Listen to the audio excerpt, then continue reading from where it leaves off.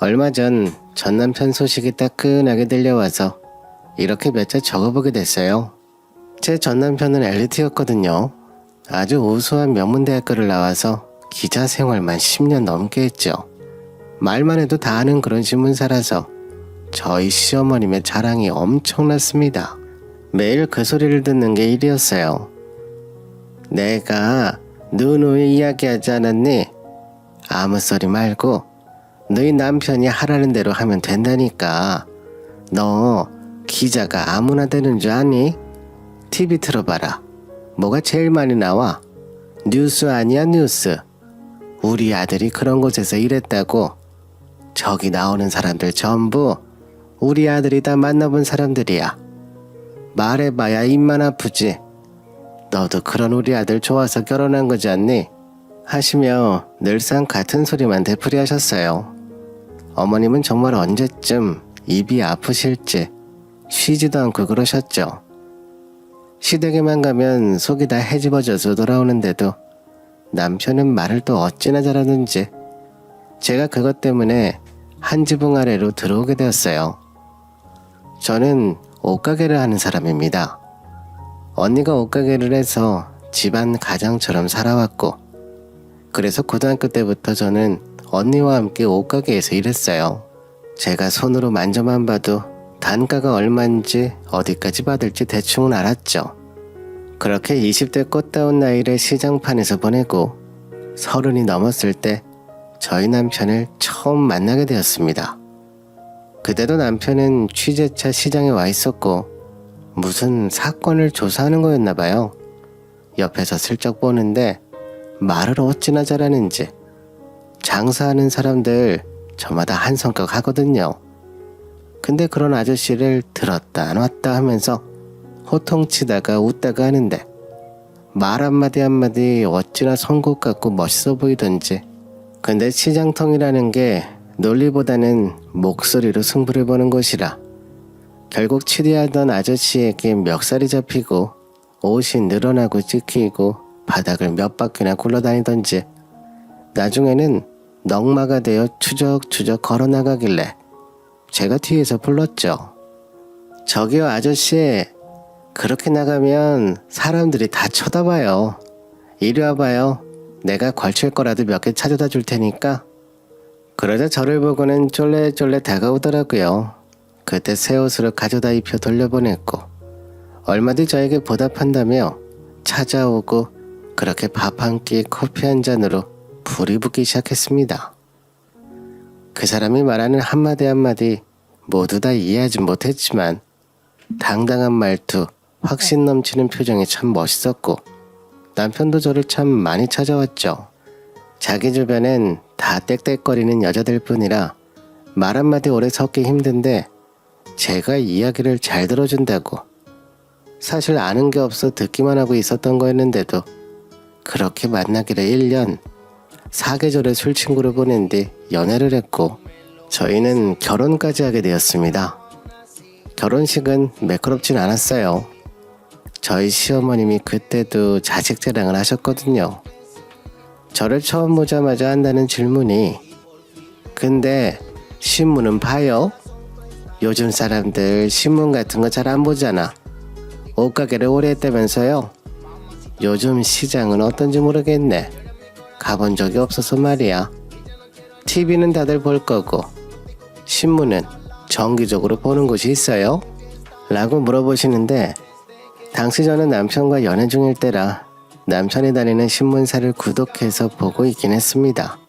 그렇다고 꼼꼼히 다 읽진 않고 남편이 쓴 기사만 찾아보는 게 전부였죠. 그래서 제가 네, 진태씨 다니는 신문 보고 있어요. 최근에 쓴 기사도 읽어봤고요. 손님들 없을 땐 저도 읽는 거 좋아해서 자주 보고 있어요. 라고 대답하자 옆에서 남편이 엄마, 무슨 질문이 그래? 미연씨 얼마나 똑똑한데 대학이다 뭐다 그런 거 다 쓸모없다고 제가 몇 번이나 그래요. 좋은 대학 나와서 인간 말종처럼 사는 사람이 세상에 얼마나 많은데 우리 미연씨 같은 사람이 진짜 성실하고 훌륭한 사람이라니깐. 그렇게 제 편을 들어주자 어머님은 조금 안심이 되시는 듯 그래요. 이야기는 많이 전해 들었어요. 언니랑 옷가게를 크게 한다고. 부모님도 없이 언니가 고생이 많긴 많았겠네.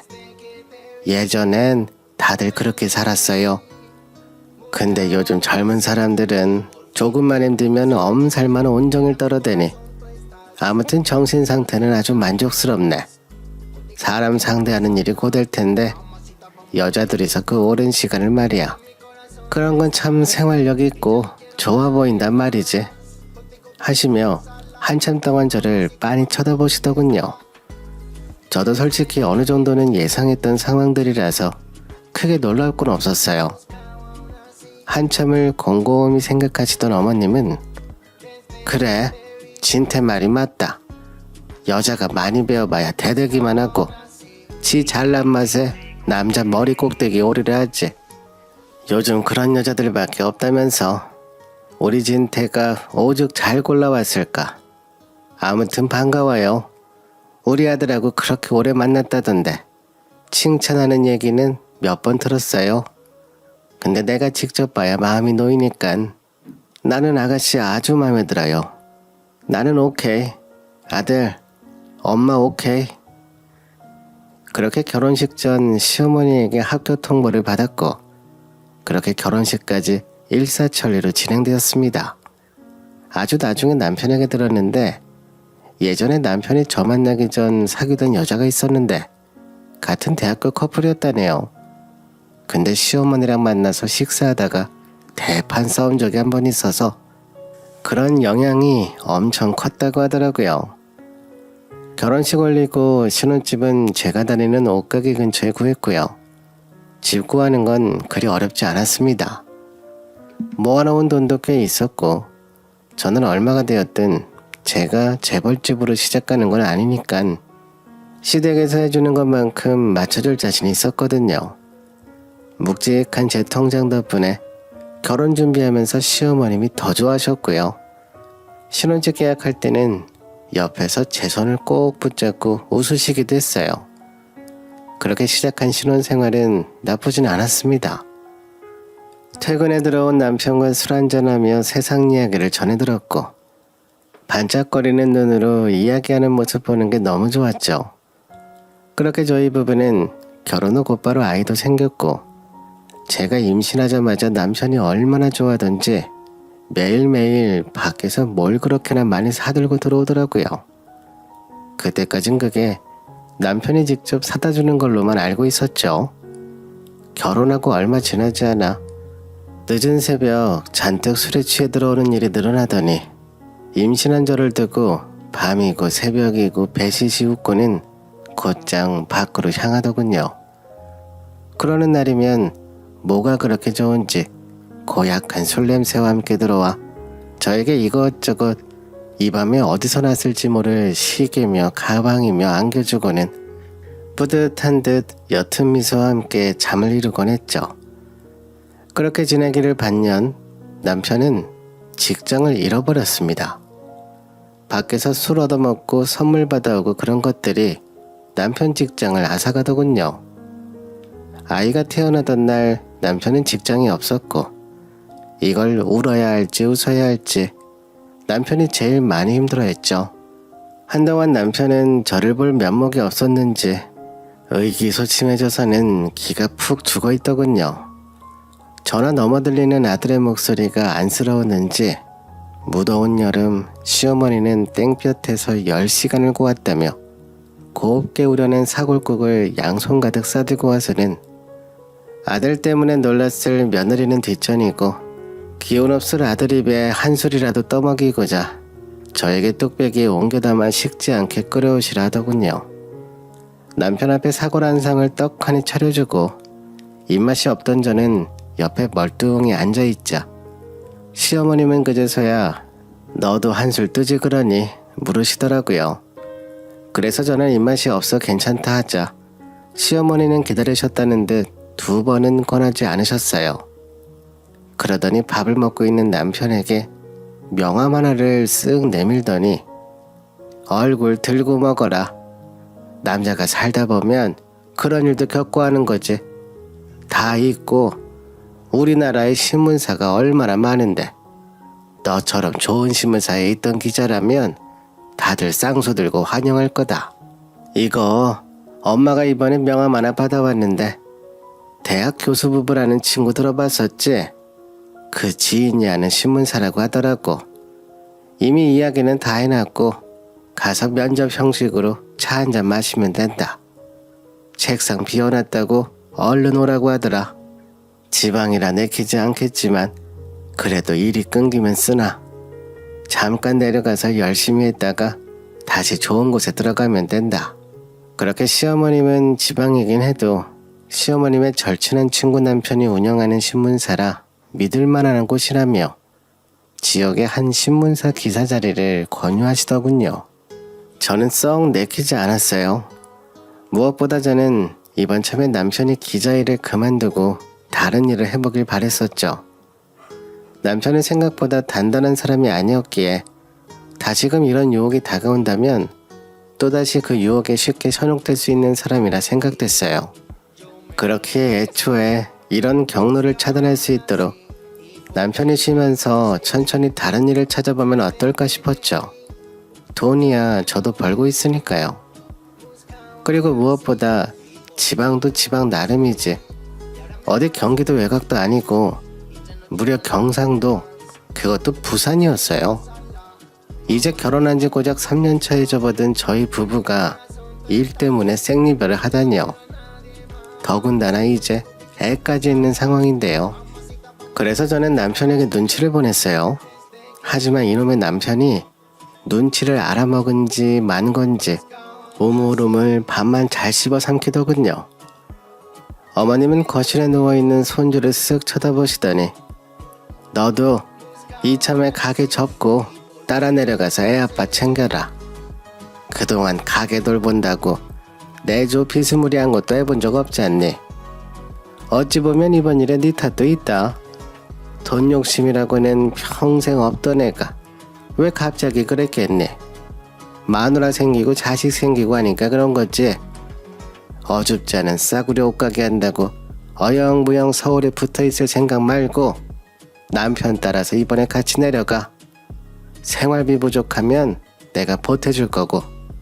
어머님이 저런 소리를 하는데도 남편은 아무 말도 안 하는 겁니다. 정의의 사도 열정의 사나이는 이제 한풀 죽어 저 먼 과거에 묻혀있다 칩시다. 그럼 적어도 저와 연애할 때 놀리던 그 새치혀, 그 언어의 마술사는 대체 어디에 갔는지 묵묵무답이더군요. 저는 식탁 아래로 마주보고 있던 남편의 발을 꾹 밟았고 남편은 짧은 신음을 낸 후 이제야 눈치를 차려먹었는지 시어머님을 바라보더군요. 저는 그렇게 한참을 남편 입에서 정답이 나오길 바라며 기다렸지만 남편은 끝끝내 한마디 하지 못했어요.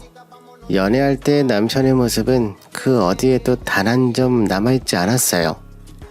결국 시어머님은 얼른 집부터 알아보라며 엄포를 내리시고 나서야 집으로 돌아가셨고 저는 남편에게 가게도 포기 못하고 서울도 절대 포기 못한다며 소리치며 부산에 가려거든 너 혼자 가라며 안 그럼 이대로 이혼할 줄 알라 소리쳤죠. 그러자 남편은 모든 답은 문제에 있다는 말처럼 저의 말에 눈을 반짝이더니 그럼 혼자 내려갈 테니 몇 년만 주말 부부로 지내는 게 어떻겠냐 해맑게 물어보더군요. 30이 넘은 남자가 지 어머니 무서워서 설득시킬 생각은 않고 저를 방패막이 삼아 구렁이 마냥 넘어갈 생각만 하고 있는 꼴이 어찌나 한심한지 참다 야밤에 남편을 내쫓았어요. 그런데 이 남자가 아예 저를 먹이고 싶어 작정을 했는지 곧장 지 어머니가 계신 본가로 가더니 결국 꼭두 새벽부터 호출을 당한 저는 아이를 안고 시댁으로 갔죠. 화가 날 대로 난 시어머님은 내가 널 왜 받아줬다 생각하니? 너도 생각이란 걸 해봐라. 우리 아들하고 잘 맞는다면서 이야기도 잘 들어주고 하자는 대로 잘 따른다며 내조 잘한다고 했잖아. 내가 너한테 직장을 알아보라고 했니? 뭘 했니? 내가 다 구에다가 떠다 먹여주고 우리 태어난 손주 그래도 아빠가 번듯한 직장이 있어야지. 내 아들 앞길을 막아도 유분수지. 어디 애까지 낳아놓고 이혼을 들먹여. 그렇게 현관 앞에 저를 세워놓고 소나기처럼 포부으시는데 저도 가만히 듣고 있을 순 없었죠. 한탄을 해도 내가 해야 정상이지 상황이 웃기잖아요. 그래서 제가 어머님 지금 아이도 다 듣고 있는데 계속 그러셔야겠어요? 남편이 사고 쳐서 애 태어나자마자 백수가 된 마당에 제가 이 집 가장으로서 쉬는 날 없이 가게 지켜가며 어머님이 말하는 싸구려 옷 팔아다가 매겨 살리고 있는데 대체 이게 내조가 아니면 뭐가 내조예요? 그러자 어머님은 말문이 막히셨는지 입을 턱 벌린 채 굳어버리셨죠. 저는 더 이상 시댁에 있을 수 없어 씩씩거리며 그곳을 나왔고 남편도 이제서야 정신을 차렸는지 저를 뒤따라 쫄래쫄래 걸어오더군요.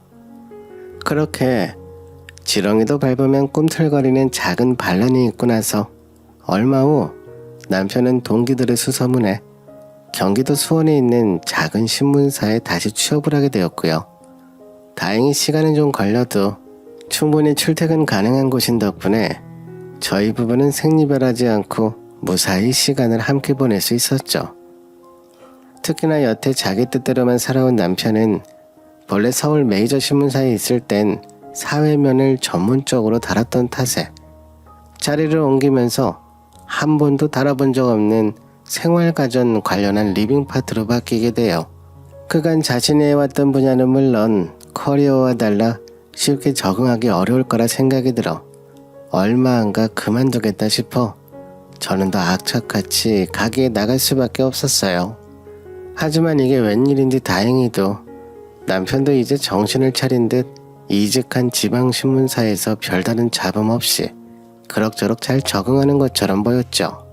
그런데 이번에도 그놈의 술자리를 하나둘 챙겨 다니다니 예전하고 다를 바 없는 생활을 하기 시작하는 겁니다. 그때부터 저도 가만히 있지 않았죠. 그때 그렇게 호되게 당하고 정신을 못 차렸냐고.